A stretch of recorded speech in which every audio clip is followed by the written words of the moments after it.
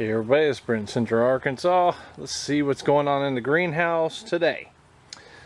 Alright, the majority of everything that was in the greenhouse related to the tomatoes I brought here in this first fawn.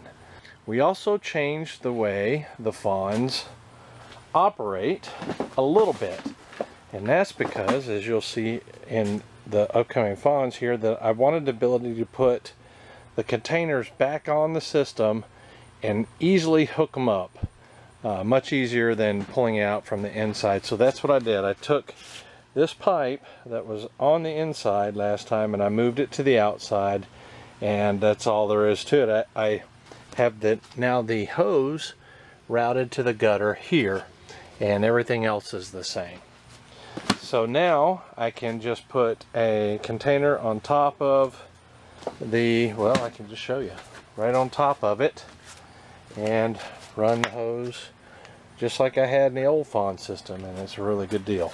I like it much better. It's much easier to switch back and forth between containers and the submerged wicking type. Okay, so what's going on in the fawn? This is the first fawn, and the first thing you see when you walk in is the grafted tomatoes. On the left here we have the ungrafted Cherokee Purple, and we have a grafted Cherokee Purple, and this one was behind, and it still is a little bit behind. In fact, when I moved it, before I moved it over here, there was some wind and it kind of tore it. So I took some wood glue and I just basically covered it in wood glue, as an attempt to save it, and it looked like it worked. So that's coming on now. That's what the two Cherokee Purples look like. And here we've got two tall Brandywines. On the right, as you can see down here, that's the grafted one. It's got two fruit on the first cluster and one fruit on the second cluster, and it's a little taller than the ungrafted one. The ungrafted one, we have one fruit and a potential fruit here on the first cluster, and it looks like two maybe on the second cluster, and it's a little shorter. They're basically about the same. I can't really tell you a difference between the grafted and the ungrafted at this point in either one. So we're still wondering on that, if there's going to be a difference. Okay, over here I've got, in the middle section here, I've got the lettuces. I got a red oak leaf and the two butter crunches, and they actually are a little bit old. They need to be removed and start over. In fact, I have started over. I'll show you that in a second. Planted some more, but I need to remove those and plant even more. Here are the cabbages. The cabbages are doing okay still. They're starting to head up, believe it or not, even in this extreme heat that we're having. And so we're going to keep running with the cabbages. I've got broccoli and the other fawns here, including this next one. I'll talk about that in a second. In a few of them, I've got some Egyptian spinach here. I think I planted 4 plants. And they seem to like the hydroponic pretty good, so we're going to give Egyptian spinach a shot. Over here in this particular pot is my mutant succeed plant, and it grew really odd and had a really huge flower on it last year, and it's not growing very fast this year. And what I was hoping was that this would produce really big tomatoes and from an unusual plant, but it's just kind of plugging along right now. I think there's a mini cluster starting to come on right there, but we'll see what happens. This is a potential save from plant number 5, and this one down here is a potential save from plant number 5. This one right here, not really pleased with plant 5, but whatever. We'll keep going with plant 10. I've got a couple different cucumbers here. These are ones that I'm trying to develop myself, and well, it's a work in progress still. I need to be able to, they're parthenocarpic and gynaeceous, and I need to be able to breed them so that I can save the seed. But that's an ongoing project. Alright, now we start to get a little bit interesting now. Over here in the second fawn, I've got another cabbage that's heading up pretty good. I've got a butternut that I want to see how it grows in here. And then we get the starting of plant number 10. And everywhere that there was a spot, we have plant number 10. I've got about 100 plants of plant number 10. Got more cabbage here. And the corn, which was over in the corner over here behind me, is now in the system. I've got some video of showing me pollinating this corn, and I'll show you that now and bring you back. Alright, I'm going to show you how I hand pollinate corn. You can see the tassels right there. Each one of those little, silks. Each one of those little silk strands here goes to a specific corn cob kernel. So if you want good pollination, a full complete corn cob with some nice corn, then you need to pollinate every little strand on there. And corn pollen is so wispy and light, that happens with wind naturally. But I'm going to show you here in the greenhouse, we don't have much wind, so I'm going to show you how I do it here in the greenhouse. Okay, this one is fully tasseled, more or less, and I actually trimmed this once. But what I do is I trim it so that these things are sticky, and if pollen hits it at any point on that, whether it's really long or short, it'll pollinate it. So what I do is I trim it really short and then let it flare out kind of like a mohawk. That way the pollen hits it evenly. Let me show you. Let me trim it up and show you. And there you go. Now it's ready to receive pollen, and I'm going to collect the pollen. I'll show you how I do that. See how this tassel is leaning over and the little speckles are kind of hanging and dangling? This thing is loaded with pollen. So I just take a paper plate and I shake it just like so. And I'm losing some of the pollen because I'm using one of my hands, but you see the pollen there? I'm going to collect some more and then I'll bring it back.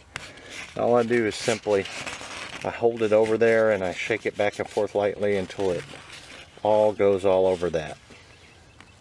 Alright, I've got a good bit of pollen now, and I put it towards the end of the plate here, and I'm going to put a little bend in it. And just like so. See all that pollen there? And I'm just going to take and I'm going to spread it on that. See all that pollen falling all over that like that? That thing is getting well pollinated. And that's it. That's all I do. I do it with each one. Now I got one over here. It's not quite ready yet. It needs to get more silks coming out. And then I'll do the same process with it. So yeah, you can pollinate your own corn. Works really well. And these are starting to dry up. We've got some pod formation. I can even feel the kernels in there with my finger. So we've got some kernels developing. None of this corn will be eaten. This is a next generation corn that I'm trying to carry out to open pollinated. This one's even got 2 cobs on it, although they're both small. But I'm trying to develop a sweet corn that's open pollinated instead of having to buy hybrid all the time. In this one also I've got broccoli, and I think this is, it's either green sprouting or calabrese, but I don't like it at all. I had some come out of it, and of course this is edible. I had a lot like this, but what I did was I ordered some Pac-Man. We're going to start some Pac-Man and see if it'll grow in this heat. Alright, this is the 3rd FAWN platform, and in this one I've cut a monster purple yam. This thing is incredibly out of control. This is a purple yam. It started growing and it just has not stopped. So I plopped it on top of the FAWN here, put a feed tube into it, and this thing is incredible. It's a very beautiful plant too. If you look at the stems, you see these little ridges on the side that have the color to them, and the leaves, it's, you know, the leaves are pretty good size and all that. So that purple yam, don't know how it's going to do in a container, but we're going to find out. Got some more plant 10 going on there, some more cabbage, and some more corn in this one. Okay, on the next fawn, this is fawn 4. I put the grapes in here as well. I actually moved all these over because we went on vacation. We went to see my kid in Mississippi and my mom. So it helped me expedite converting to the fawns. That way I don't have plants all over here. I still got one pea that's refused to completely die, but that one's going to be gone shortly. Alright, what else is going on in here? I've got the bottle gourd that I am starting to wrap around the cage here, and I'm keeping it to a single vine and just continuously wrapping, and this is the only one that I self-pollinated, and you have to pollinate these at night. I pollinated it late in the evening. In fact, I might have some video on that I'll show you here. It's almost 8 p.m. and look what we got. We have an open female flower and we have an open male flower. 2 of them, in fact, and I'm going to do some pollinating. Yeah, I've been wondering how to do this plant, so let's give it a go. Alright, I pulled back the petals of the male flower like I do with the squash. Didn't make a squash ghost this time. And I don't see any pollen on this male, but we're going to just have some inappropriate garden behavior right here with this female.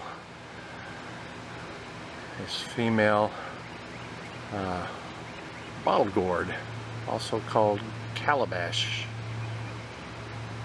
So I'm going to do that, and I'm going to do that with the other one as well. I did mash it with my finger. I don't know if you can see that on the end of my finger. And did get some, I hope it's pollen, so I'll just rub it on with my finger. So I won't bring you back for the other flower.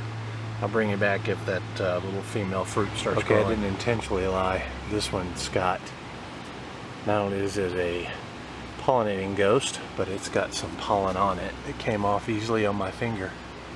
So, once again, here we go.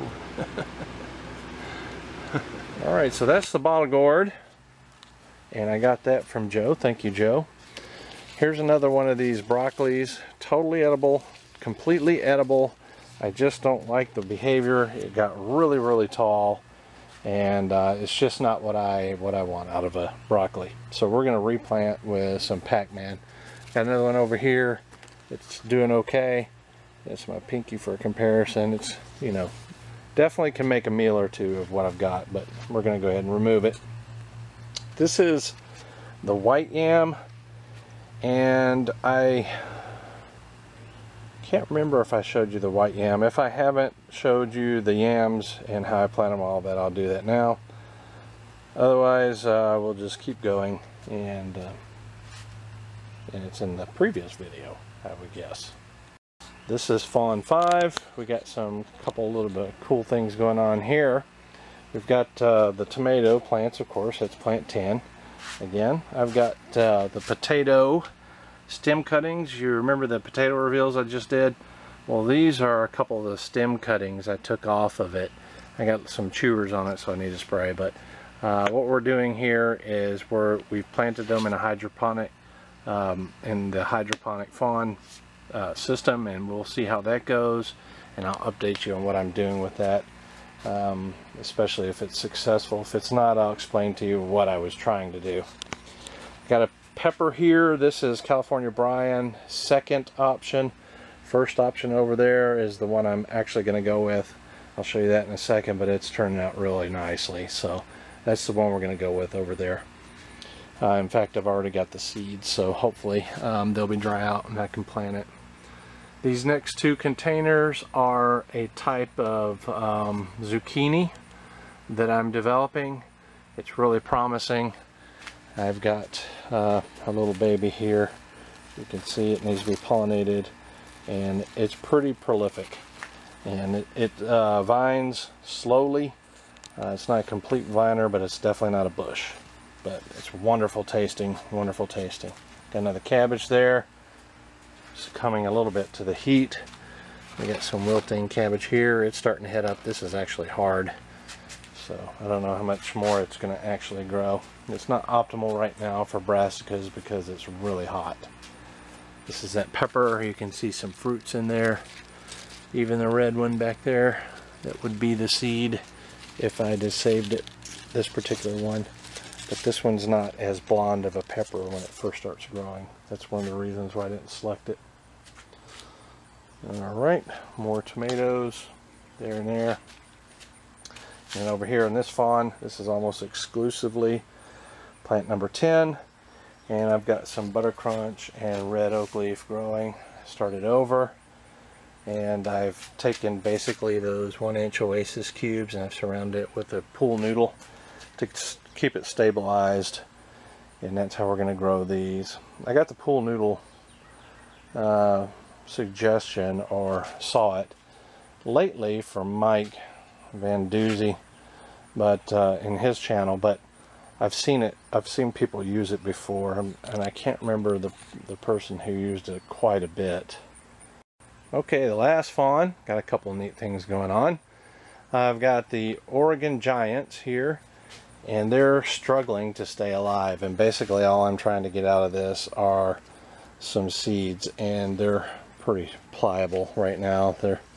They might not make it, but the seed that I saved this from was microgreen seeds, and these didn't germinate very well, so I thought I'd grow them out just so I can eat them as a pea, an upgrade to Oregon Sugar Pod 2, which is a favorite of mine. So I'm not sure how much longer this is going to stay on here. Probably not much longer. It can't take the heat very well. Next to it is Kevin's Tahitian melon squash. I put it up here on the fawn and I am wrapping it. That thing's wrapped around like 2 or 3 times now. Really big, nice leaves. It's my hand in comparison.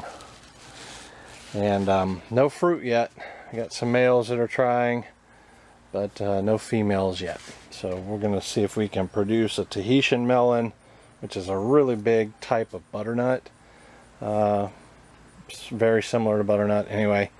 And we're going to see if we can grow it in here on the fawn. These are 2 Madison's Cross that I just couldn't throw away. I'm probably going to throw them away shortly. This particular tomato plant here is a rootstock.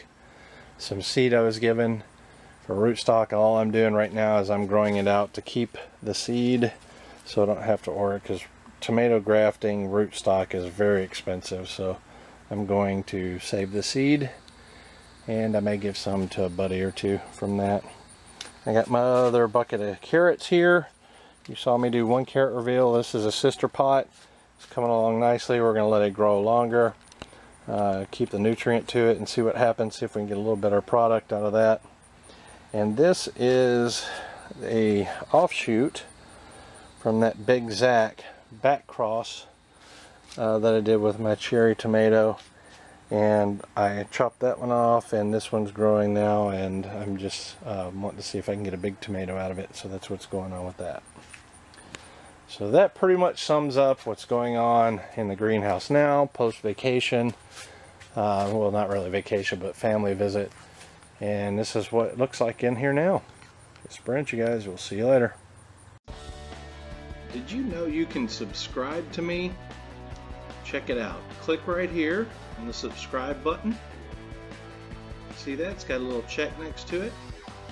If you click on the little bell to the right of it, it'll bring up a little notification that says send me all notifications for the channel every time I make a video. Click save. You'll get an email notification that I have made a new video. This is for those who don't know. Thanks for watching. You guys take care.